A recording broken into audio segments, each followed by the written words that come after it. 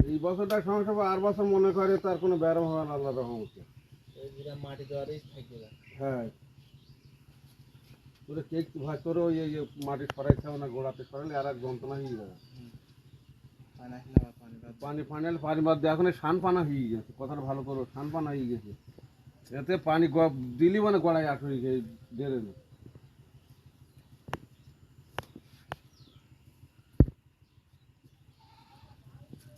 খাবো না কি খাবো? আমার একদিন একটা কাজ করে দিতে হবে, আম গাছের ডাল ভেঙে দিতে হবে বাড়ি, বুঝলি? কাজ সকালবেলা পেয়ে যাবি।